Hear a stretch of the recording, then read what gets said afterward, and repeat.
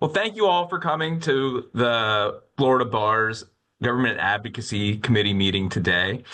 I am the committee's chair, Aaron Dunlap, with I'm with Carlton Fields, and our vice chair is Joy Ryan from Meenan. I don't know if she is on or not, but if she is, hello. What I want to do a brief introduction is we had to cancel our meeting this past summer, for the Florida Bar Convention due to the extended special session and deadlines we had to either confirm or cancel the meeting space to be able to save the committee money because of the extended session, and a number of people weren't sure when or whether it was going to end in time for the annual convention, as well as taking some well-needed break after special session, depending. So we had to pull the ripcord on that a little earlier than expected due to the special session, and I just wanted to give everybody that update.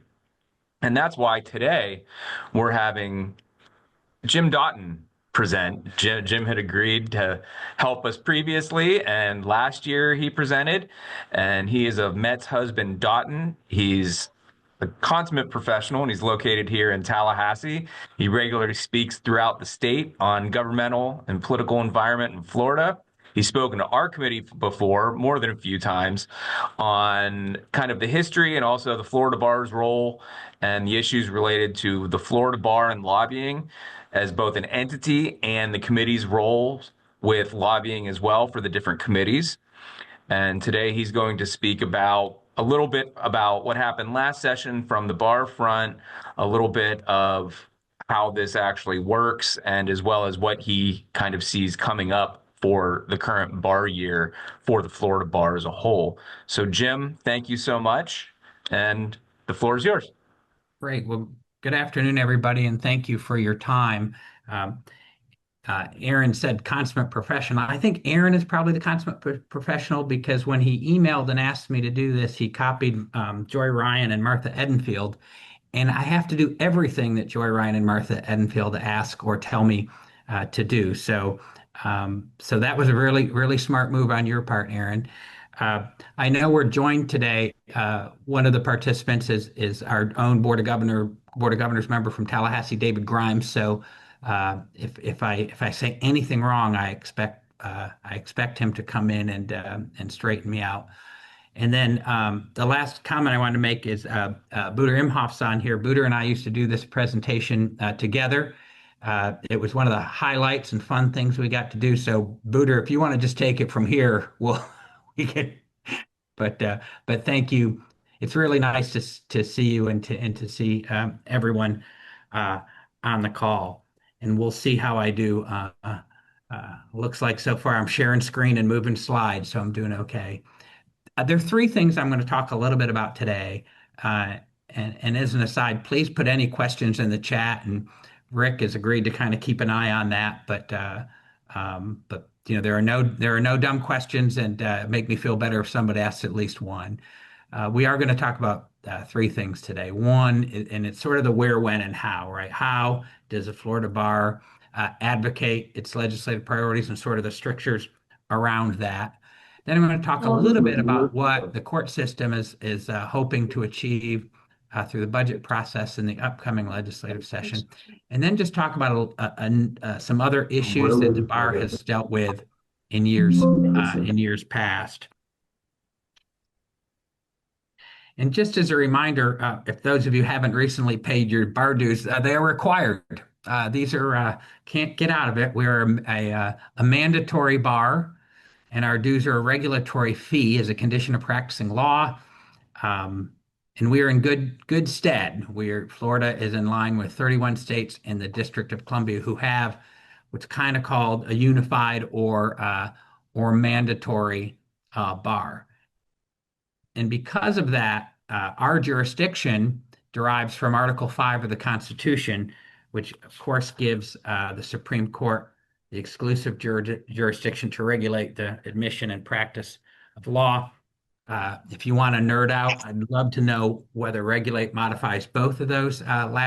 You can tell me by the end of the call whether regulate how if it regulates both of those clauses afterwards. But that's just me nerding out. I highlighted exclusive jurisdiction though for a reason. In anybody who advocates before the Florida legislature in particular, although I think it would apply to any elected body, whether that's a city commission or county commission, it's sometimes difficult to tell a different branch of government, like, yeah, good idea, but you really can't do that. I don't know. I find legislators don't like to be told no all that often. So, of course, we try to do this in a very nice way. And, that pesky separation of power thing. Uh, and it usually, sometimes it comes from I'm really, really mad at the court or the bar. But it also just comes from, common people who aren't waking up every day and worrying about the nuances of how lawyers are regulated and want to do something that's important to them. And so I think it's our role, in addition to advocating on behalf of court priorities, to sort of take some difficult meetings sometimes and try to put things in perspective. So exclusive jurisdiction is a phrase I try not to use all that often, but uh, it's a nice, gentle reminder. And so I wanted to just point that out to you for a few minutes. And a lot of what the Florida bar does is regulated by the Supreme Court rules. And just quickly, and I won't get into the weeds here, but in terms of the bar structure, uh, there's the Florida bar, which is an arm of the Supreme Court pursuant to the rules of the court. Uh, and then the leadership of the bar is given to Board of Governors members from each circuit. Miami has more than Leon County or the Second Judicial Circuit. Uh, and the rules, and this gets dicey sometimes, when we say the bar has a rule on this or the bar has a rule on that, just remember that the ultimate boss here is the Supreme Court, and so they're the rules of the bar rules are rules of the court. And there's a process that the bar goes through and that the court ultimately adopts. And so oftentimes in advocating on behalf of the bar, and they say, well, there's this bar rule and it's stupid. And I'm like, well, yeah, that pesky Supreme Court, I don't know why they did what they did, but they're ultimately responsible for a lot of the hard work that goes on with barred members across the state in developing these rule proposals. But they're the final arbiter, and that's obviously something that I have to remind folks occasionally as well. If you really want to nerd out, it's I put the rule section here. I don't know whether I cited it well. I haven't used a blue book in over 30 years, but there's probably a way to check me on that. This is probably left over from Booter's presentation, so I'm just going to assume that that's a correct citation. There's also a lot of case law because if you recall from the original slide when I said we're a mandatory bar, right? If we're required to pay, that means that the bar has a pretty narrow focus in terms of its legislative activity or its advocacy efforts. And so, in Tallahassee, for example, where, there's an occasional fight over tort reform, or there might be 200 more fights going on. If you're Booter, it's a lot of gaming sometimes that you deal with, or regulated industries. But the bar can't get involved in a lot of those fights. And the reason is because we're a mandatory bar. Our real role is to regulate lawyers. And there is a narrow field in which our bar, a unified bar, a mandatory bar, can advocate. And that's a little bit about what I'm going to continue to talk about. Sort of the granddaddy of them all that is still pretty good law, is very good law, is Keller versus the state of California. And if you see, they talk about the compelled association, and then they talk about the types of activities, right? And they specifically say a unified bar get involved in issues of an ideological nature which fall outside of the areas of really specific goals that impact the practice of law. So when these topics come up, Keller is still sort of the the case of which everything else is going to derive. And then, to put a Florida centric view on this, the other case sort of to remember, and I think it's very important, and this is a good, I think, an opportunity for the Supreme Court to kind of look at Keller and then, not narrow, but certainly provide some guidance, I guess, into what this really means. So in the Schwartz opinion, which has also been around for a bit, if we look, there are certain subject areas where the bar can get involved in legislative activities. And it's obviously questions concerning the regulation of attorneys, right? Or, and this is our sweet spot, improving the functioning of the courts, judicial efficiency uh, is big, increasing the availability of legal services to society, regulation of trust funds, and then how the education, ethics, and competence of the profession. They're sort of the additional guidelines that were pointed out. I mentioned that case came out of, or the facts of this came and recommendations came from the Judicial Council of Florida. I can't recall whether the Judicial Council of Florida, I think it's called something else now, but I think it might be the Judicial Management Conference. But regardless, this this case came from recommendations of judicial leadership at the time to try to narrow, at least clarify what the bar's legislative activity could be. There have been a number of challenges, usually on free speech grounds, that try to look at the mandatory nature of the bar and what its legislative activity could be. And I'm going to go backward to forward here. So the first thing I want to mention is there's a case that came out of California, excuse me, of Oklahoma 2 days ago, I think. And Rick has already put that in the chat. It's called Shell. And as we were kind of chatting prior to the beginning of this call, pretty granular in some of the facts that were alleged, and it was a challenge to some activities of the Oklahoma Bar Association and whether they were kind of considered outside of what the bar could advocate on. So I've only read it once, so I won't get too much into the detail, and I didn't update the PowerPoint because it was so recent. But other cases that have sort of led or at least contributed to some of the thinking in the most recent case, and the board members on the call are sick of hearing this, but there's a decision called Janus, which really had to do with union activity and what mandatory union dues could or could not be used for. And that kind of analysis then in the other cases have tried to apply that to other organizations where there is mandatory participation. And bars around the country, at least in those 31 states in the District of Columbia that I mentioned early, have all kind of been paying attention first to Keller and then how does Janus apply? And there have been a series of cases that have tried to provide guidance there.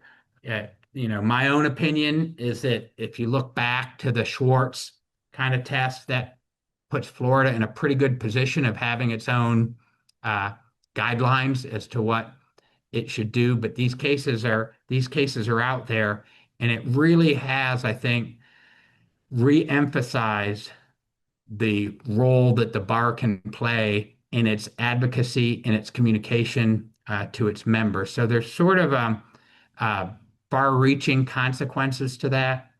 We were on a call yesterday about what sections of the bar could do in terms of taking policy positions. We're going to talk about that globally, but even the analysis that some of these cases are doing even impact section activities, which is why there's a process in place to ensure that the sections are even operating within the proper regulatory environment. So kind of a lot going on over the last 4 or 5 years in terms of what bars can and can't do from a political context. Here's a couple of other cases that I just shared.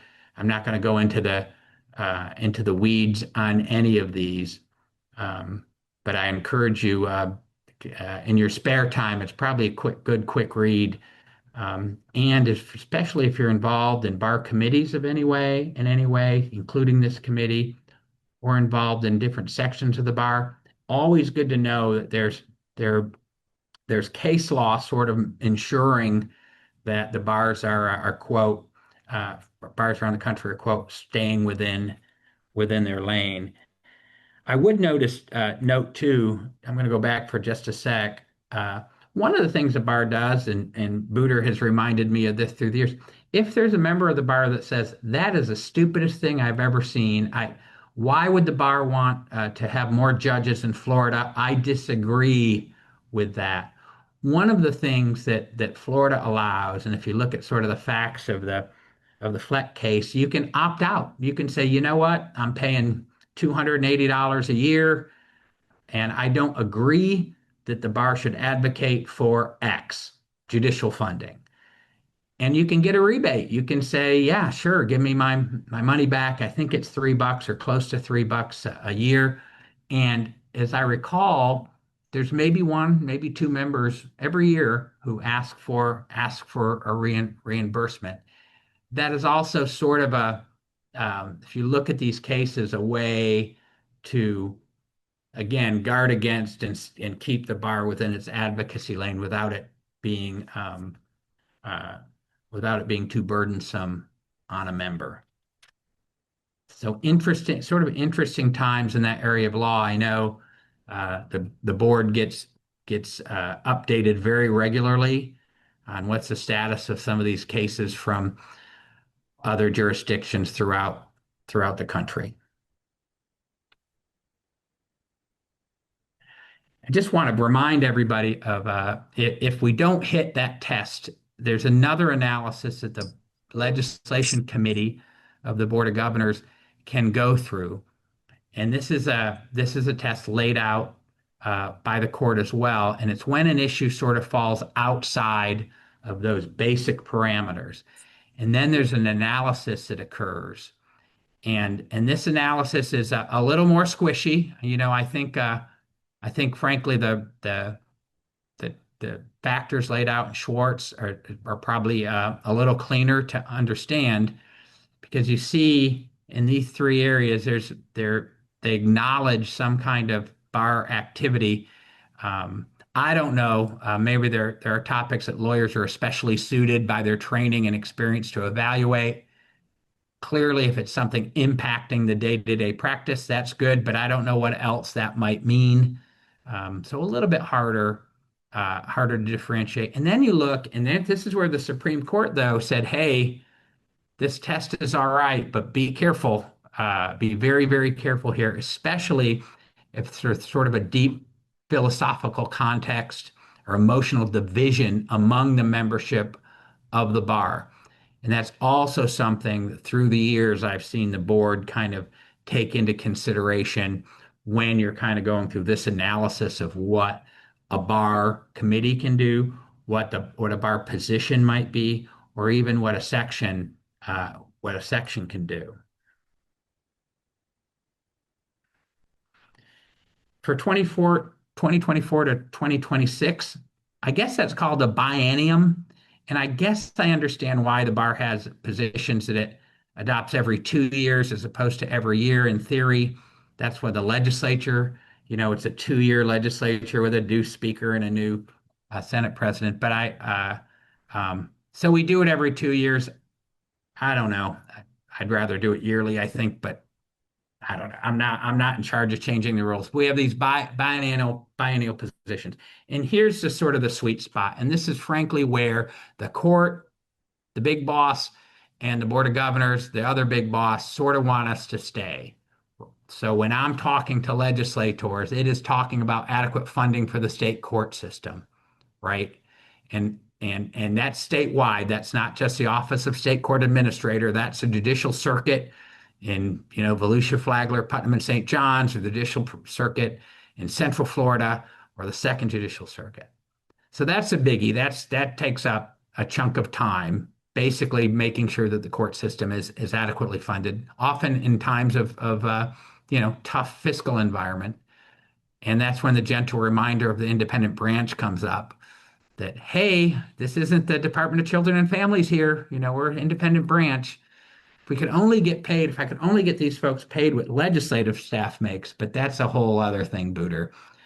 Uh, the other thing is we've seen challenges over the last few years on amendments to the Supreme Court that would sort of alter the authority of the Supreme Court to regulate admission or discipline of lawyers and the practice of law. So if there's going to be challenges to the authority under Article 5, that's something that the bar is going to get involved with and basically ensure that there's a good separation of powers issue and an education as to why that separation of powers is important.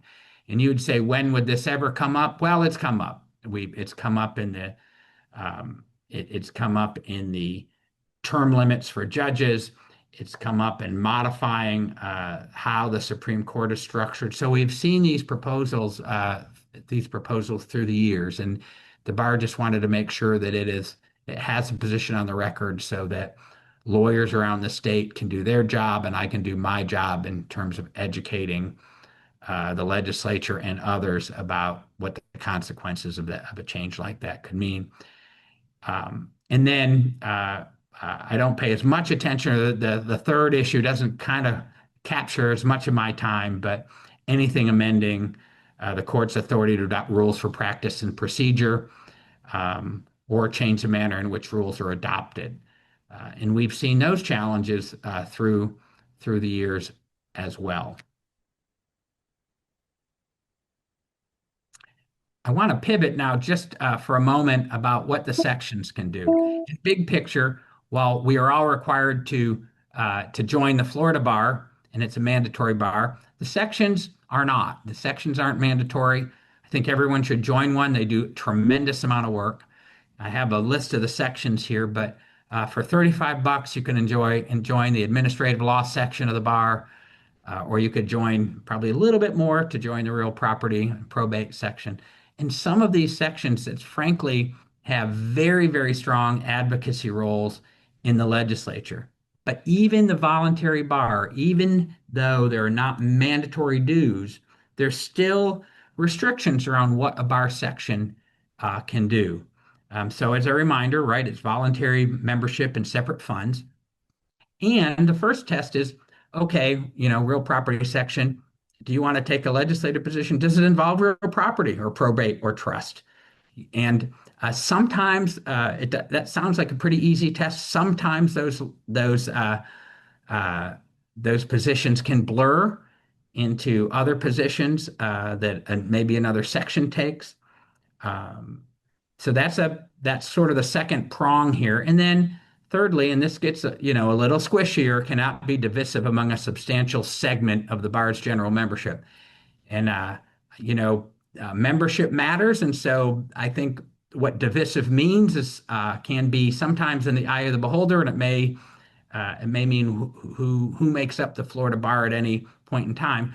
But it's a fair analysis. Like, is what a section doing so outside of the confines of or taking on a matter that is hugely controversial, not just about the bar's membership, but also maybe it's a highly controversial topic for Florida citizens as well. So that's sort of how sections can get involved. And as you might expect, they're a huge resource to a number of Florida legislators. If there's a question on how probate works in Florida, or if there's a question about HIPAA in the healthcare space, I mean, we have these smart lawyers from all over the state, and the role of these sections to be both a resource to them and to advocate on changes. I mean, I don't know what the UCC Article 9 does, but I promise you, we have a bunch of business lawyers who live this stuff, and they're gonna meet and they're gonna talk about whether that UCC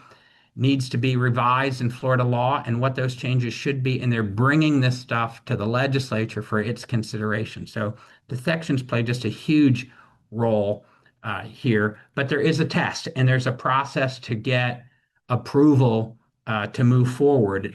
So a section just can't wake up and say, "Hey, I'm going to run to the legislature and do this." There is a role the bar plays in this, and they try. We were on a call yesterday, kind of on this topic. I think the bar tries to make it as easy as possible to notify other sections of what a section is doing, to ensure that the process involved to approve or not take a position on what the section is up to. They try to make that as expedited as possible, and they're always working on getting that a little bit better.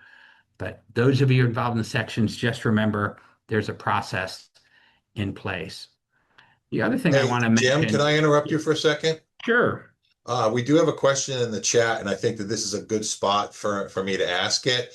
yep, But somebody asked if you can give an example of where Keller and some of the other case laws stop the bar from getting involved in a legislative sure. position.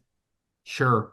A real good example, the facts of Keller were, I think, taking a position on nuclear freezing, getting involved in advocating that the legislature adopt a position on whether to freeze nuclear proliferation is probably the most extreme case. And it's probably why it was brought just to, uh, but there's also, there's also some of this litigation involves a bar getting involved in tort reform. This Oklahoma case is worth reading. I mean, there were instances where, uh, in the facts of this case, where the executive director of the bar, wrote an opinion piece in an email or sent an email to members, and it said, "Hey, um,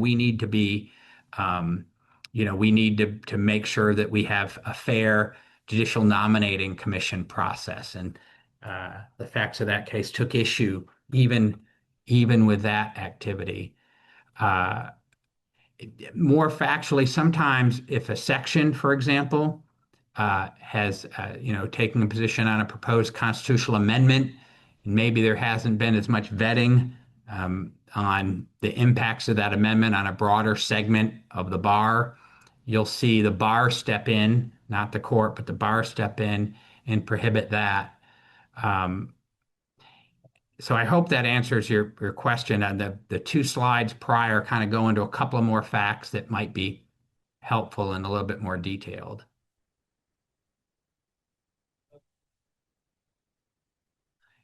This slide, the standing board policies, this is sort of a replication of the prior slide, but if you look into the role the sections can play, you see a little bit of the analysis that the Board of Governors and the Legislation Committee take. I'd note the will not be prohibited. So this is a direct result of the Janus line of cases that I mentioned earlier. And while this sounds a little bit like angels on the hair of a pin, I don't think it is. So it used to be the legislation committee would say, yes, we approve the reptiles from taking this position. And that suggests that the bar has some type of authority in a position of the section takes. It could be more controversial because it's not mandatory bar dues, right? The business law section and the real property section and the tax law section, they can mix it up a little bit more because it's not mandatory bar dues. And so you'll see the new analysis that the legislation committee and the board takes says that the activity of that section is not prohibited. And then there's a test of why something would be prohibited. And one of the tests, by the way, is it inconsistent with the position of the Florida bar? So if there's already bar activity, big bar activity in the space, and a section wants to take a position, one of the pieces of analysis is that position is not inconsistent with the official position of the bar. I will say, that's become rarer and rarer as the board's legislative positions have really focused on systemic support for the judicial branch, and kind of sort of staying within the Keller-Schwartz confines. So it's going to be pretty rare, but it happens that the bar would use that piece of analysis, I think, to say, hey, we already have a position on the topic. And I'm going to talk a little bit more about that in just a moment as well. Are there any other questions I can answer before we move on? Nope, we're good. Good. I'm not going to grade this. I'm not going to grade this test, but the next slide is a kind of welcome to the real world. And I'm just going to go through these. So this is very practically uh, options of where the mandatory bar can and cannot take a position. So could the big bar take a position on changing the criteria used to determine the number of jurors necessary to defend a death sentence? Short answer, no, they cannot. Uh, that tends to be sort of more political argument. You also have lawyers on both sides, right, of that topic. So it would be considered divisive. The bar did not take a position on that legislation when it was brought before the legislature. How about money? State appropriation for increased pay for judges, public defenders, and state attorneys. You betcha. We spend a lot of time on that, making sure that folks that are in the court system are paid adequately. Is a huge priority and it's something that fits right within the scope of what the bar's advocacy can be. The third one, do not oppose a section of the Florida bar seeking legislation pertaining to the use of AI in specific judicial proceedings. This is a tough one. So most recently at its last meeting, the Board of Governors prohibited a section of the bar from taking that position. And you might say, well, Jim, you just said if it's in their scope and it's not divisive and the whole 9 yards. And some of that may be true. But there was a Florida Bar Committee already working on broader recommendations for the use of AI in your practice. And so the board considered that analysis that there was already kind of occupying the field and said, hey, we're working on this. We're working on this through a number of areas, including rule changes. So the section seeking that legislation was prohibited from moving forward on the legislation. Another one, I proposed a constitutional amendment creating 8-year term limits for judges. I alluded to this earlier. Yes, clearly within the scope of the bar's legislative activities, support for the structure of the court system. So the bar advocated against that amendment or that proposed amendment. It did not pass. Another one, support legislation to modify the damages recoverable in certain tort actions. Nope, not going to get involved in that one. That's a pretty classic fight between our friends and the plaintiffs' lawyers and our friends and the defense lawyers. Lawyers fight a lot about this, as do legislators in Tallahassee. The bar does not have a position on that. And then the last one, support a proposed constitutional amendment requiring fair districts for legislators and members of Congress. No on that one. I will say that became an issue. That is something that was brought before the board, and that is a decision that that the board chose not to pursue or to allow at the time the bar to take a position on the Fair Districts Amendment. And you could clearly see if you watch this sort of line of cases that we referenced earlier, and this maybe get back to your question, like, no, that's for a mandatory bar where we're paying mandatory dues, good, bad, or otherwise on the Fair District Amendment, but go join another organization that may be voluntary in nature and get involved in that way, either for or against, but not something for a unified a bar, a mandatory bar. For those of you playing along at home, we're about to get very busy. The legislature is about to get very busy. We've completed, actually, we're through weeks 1 and 2 of interim committee meetings already. And you'll see the legislature starts in an even numbered year. It starts earlier, so they're going to start in January and have its 60-day session. And I'm kind of laughing as I look at when the session, I have a conclusion date. Last year's 60-day session was 105 days. So March 13th, 2026 is aspirational. Let's hope everybody gets done on time. But as you or members of a committee or a section that you're involved in are watching what's going on in Tallahassee. We're sort of getting into crunch time, and I just wanted to share those with you. The second thing I'll mention as we get close to wrapping up here is what's the court looking for in this 2026 legislative session. A couple of things as you take in all this granular detail.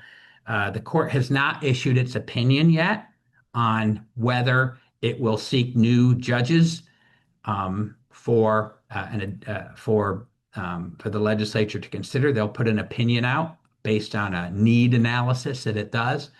Last year, and I'm going to get my numbers wrong here, and I didn't write it down, but last year the court suggested that the legislature fund a bunch of new judges, I think in the 80s, going off the top of my head there, and ultimately the legislature funded about half of that number. But it's certainly something that we advocated for in a very difficult budget year. I was very pleased to see the legislature recognize that the court system needs more judges if it's going to function efficiently. I can tell you from listening to the court, particularly the Chief Justice, he cares very much about sort of the guts of the system. So if you look at what this funding is for, right there, it's obviously judicial security resources important. I think the security of both the facilities and members of the branch is a real issue that needs confronting. But if you look at kind of the day in, day out, it's case management technology, making sure child support enforcement hearing officer salaries are in line, whether we can have more case managers. We also don't know, I suspect you're going to see an additional budget request for the Second District Court of Appeal. There was planning dollars allocated from last year's legislature to start the process of acquiring land and those things for the second DCA. So I suspect you're going to see a request for a little bit more to take the next steps in that process. We'll see. Don't want to get ahead of the court on judges or on the second DCA. But if you look again to the earlier point, mandatory bar, where the case law is, this is all well within the sweet spot of what the bar can advocate for. And very practically, what that looks like often is in addition to working with the Office of State Court Administrator, we will bring up your bar president is fantastic. Her name is Saya Baker Barnes. If you don't know her, the president-elect is a guy named Michael Orr. Both just terrific lawyers, and they will come up and try to bring the role of a practitioner into this discussion to try and put names, faces, and practical day-to-day law practice to support these type of requests. So that's kind of the advocacy role the bar plays in a public way. It's something where our president-elect, our legislation committee chair are involved in saying, hey, here's what's going on in the field. We need your help. And this is why the court is asking for what the court is asking for. Jim, we have a question as to what PALM funding is. Yeah. So PALM is sort of the HR function that state agencies and the court use. The PALM project is a huge IT infrastructure. I was going to say debacle, but that would be so way too partisan on my part. But it's been, and so that's to make the HR function of the court system work more efficiently.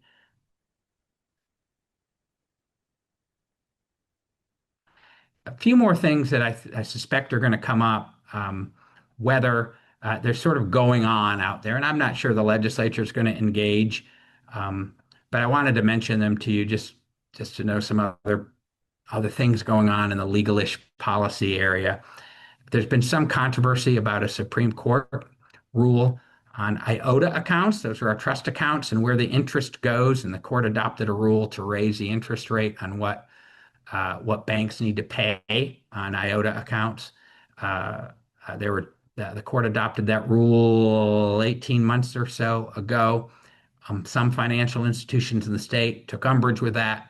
It's sort of a fascinating discussion about the banks would argue that The court would not have jurisdiction to raise an OTA account that's regulating a bank, not a lawyer. The court and Legal Services Florida and the Bar Foundation would take the view that that is well within the scope of what court rule allows for. The legislature has sponsored bills the last couple of years to regulate a lawyer's IOTA accounts, and we'll kind of see how that plays out. That is not an issue that the bar has taken a direct position on, largely because it could be an issue that comes before the Supreme Court to decide. And so, but I just know as a practicing lawyer who has a trust account that there's that issue is out there. We have had discussions about reciprocity, right? Can an Oklahoma lawyer come to Florida and can their bar results count? The Supreme Court rules prohibit reciprocity in most cases. In this instance, clearly, I think that would be under the regulation of lawyers. But unrelated to what the legislature may do, recently the Attorney General petitioned the court to change its rule to allow some outside lawyers to come in over a limited period of time and work for the state of Florida in a few capacities. And that is, I think his goal is to get the best and the brightest to work on difficult legal issues.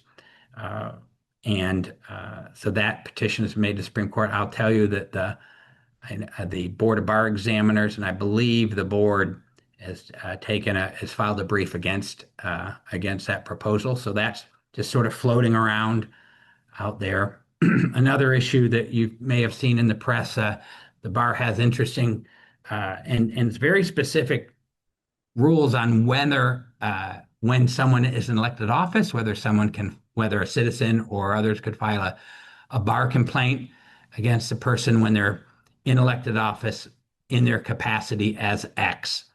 And there's been, I think, and this would be no surprise, but over the last few years, I think you've seen an attempt to both sides kind of weaponize that process. And the bar has had a long-held position that while that person is in elected office, that they do not start an investigation or follow up on a complaint against the elected official while that elected official is in office. And then the last thing I'd mention is lawyer advertising, kind of a gray area, but a really good example of where the bar plays a role of educator. The legislature has expressed interest through the years in how lawyer advertising is regulated in the state. And there's been legislation to kind of modify what lawyer advertising can look like. The Florida bar spends a lot of time on lawyer advertising. I believe it's 0 for 3 at the U.S. Supreme Court, usually losing on First Amendment grounds when it is tried to be more restrictive than it is. That is not suggesting the legislature could not involve itself in the space. What it does do, though, is it allows the bar an opportunity to work with legislators and staff to say, hey, here's what's already going on. Here's how this is regulated now. Here's the case law that got us to where we are. And it just allows the legislature to make an informed decision.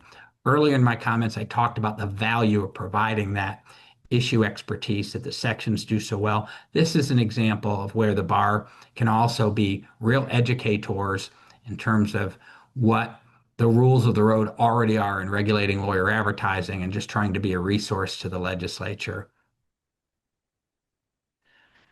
The last thing I'll mention, there's all kinds of ways to pay attention to what's going on with the bar's legislative activity.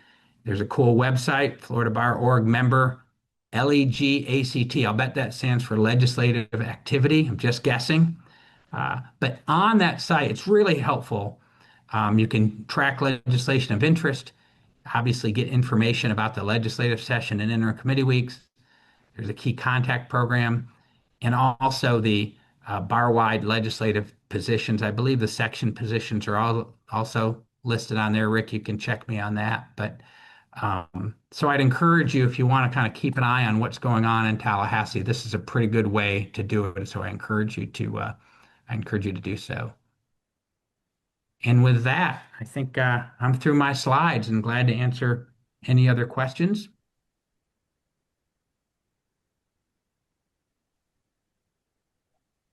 Well, first of all, Jim, thank you. Secondly, yes, the section legislative positions are on the website. Also, in the chat, you will find the course number and name. Course number is 9487. Obviously, you won't need the title because if you just put in the number and within your CLE, you will get the credits. It's scheduled for an hour of general credits, an hour of ethics, an hour of state, federal government, and administrative practice, and an hour of city, county, and local government. So Thank you so much, Jim. Thank you so much, Rick. And I'm just putting into the chat as well my email address. If any of the members have any ideas of a CLE you'd like to put on or any issues you'd like to see addressed, please shoot me an email. It's adunlap@carltonfields.com. You can find me on the Carlton Fields website as well. And we can see what we can get going. Usually we try to do 3 or 4 of these a year spread out. I'm currently working on one in the background. Hopefully in the next break from the next group of committee weeks, we'll see how that goes. And then something set up for post-session as well in the run-up to the annual convention. I don't know. Rick, was there any other housekeeping issues you need? Nope, I think that's it. Jim, again, thank you so much for all of your time. And as people were asking what the CLE code is, the number is 9487. 9487. Thank you so much, everybody.